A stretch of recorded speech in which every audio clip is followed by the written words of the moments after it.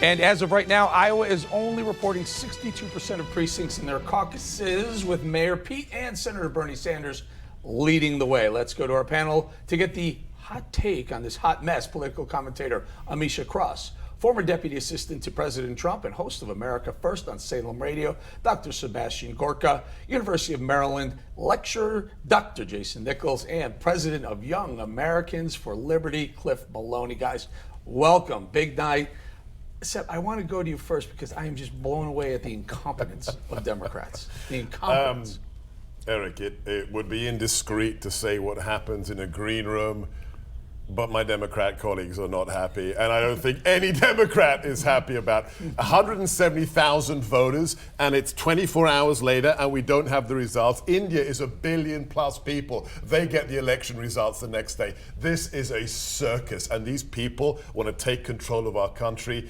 Roll on November, Eric. Roll on November. Yeah, and Ameshia, Seb points out 170,000. First of all, 170,000, that's way down from when President Obama was elected president. They were hoping for a bigger turnout than this. But let's just stay on this for a second. They can't count 170,000. I mean, it's what a massive fail. It's mind-boggling. This entire process has been demonstratively a mess. And I think that there isn't anybody who's worked on campaigns, anybody who has served on the campaigns of the front runners, or anyone in this race who isn't extremely upset right now. The Iowa Democratic Party has a lot of answers to give. And right now, I think that a lot of Democrats honestly have moved on past Iowa and are looking forward to New Hampshire, which stinks for anyone who actually comes out on top when the announcement is made of who won. The only one who's happy right now is Biden because he's getting smoked so far. Well, if I'm Joe Biden, then I'm excited that things are going the way they're going, because he can just in the end shade it and say that things went wrong. And now Jason, earlier in the day, there was whispers that some of the people who were part of this shadowy group, Shadow is the name of the group that was behind this new app, they were involved with the Hillary Clinton campaign. I mean, think of the gross incompetence when she was trying to save her emails or do whatever she was doing with her emails. And now this, there are those conspiracy theorists out there saying, what's up here? Well, again, I don't want to get into conspiracies. What we know at its fact is that this did not work out well. This app was trash. It was a total disaster for the Democratic Party. And I think one of the big things was the fundraising issue. No one gets the fundraising bump. This really hurts Mayor Pete really badly. He needed Iowa. He put all his ground game into Iowa. He's a Midwesterner. Okay. All right. You ready? You ready, Cliff, for a little more conspiracy? Just have a little fun with this. Mayor Pete spent some money on the people in Silicon Valley who delivered this app. 40 grand. $40,000 he put into their pockets for whatever reason. And now all of a sudden, the numbers aren't coming out, and guess who's winning? Yeah. Mayor Pete's winning. Well, it's hilarious to me because you're right. Mayor Pete, this was his opportunity, right? He comes into Iowa. And when you're an unknown candidate, the whole point of this caucus, right, is to have a smaller population. You can go in, you can connect with voters, and talk about no one winning. There was one winner. That's Mike Bloomberg, right? He's the only one that skipped Iowa. Everyone keeps saying that. He's less than 1%. He's decided he's going to spend several $1 million. But both of the billionaires, less than 1% in Iowa. Yes, Bloomberg, skipped it, but he spent $200 million, and he doesn't even have 1% name recognition in Iowa. This is hilarious. This is a clown car, Eric. Well, I feel like he had to do something, because at some point they're going to actually be voting in November.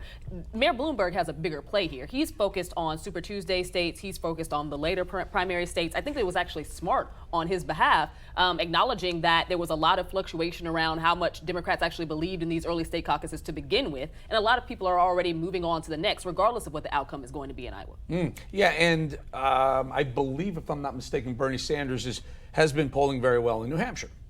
Yeah, he has, and of course he's from a neighboring state. This is, really, him and Warren need to really battle it out and have a really, someone has to come out strong there.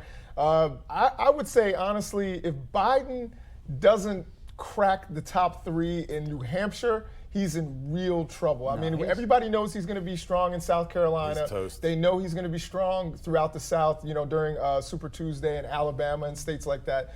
But he needs to crack the top 3 in New Hampshire. Biden is done. There's no way. Right now we're looking at Bernie. The Democrat establishment is panicking right now to figure out who is the alternative to Bernie.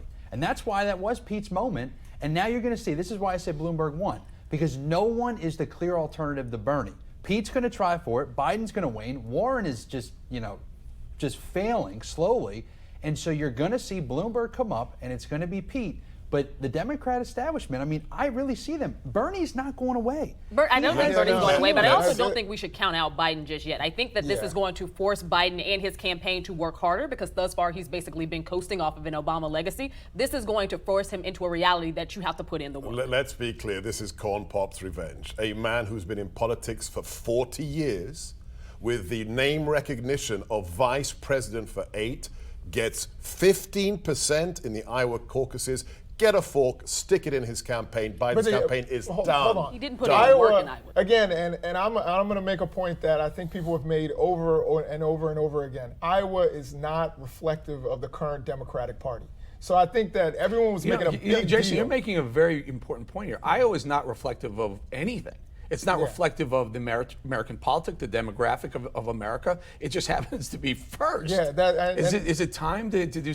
Is it time to do something different in the election process? Is the caucus system that broke that maybe it's time to move on from the caucus system? I'm They okay need a with new us. app. I'm okay with us looking into, maybe somewhere else should be first. But I think when you have a state, if everybody votes at once, the candidate with the top name ID or the person with all the money, they're going to be able to win.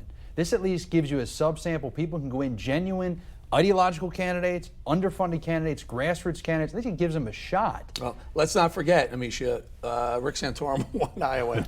Rick who?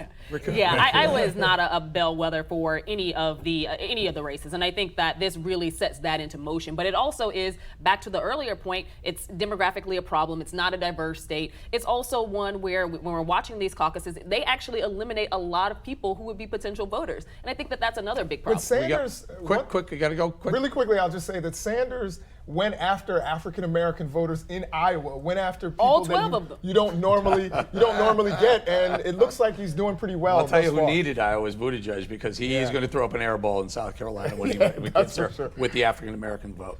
Our panel isn't going anywhere. Don't worry, they're going to come back, and neither should you. Stick their predictions on the president's biggest speech of the year, the State of the Union tonight. That's next.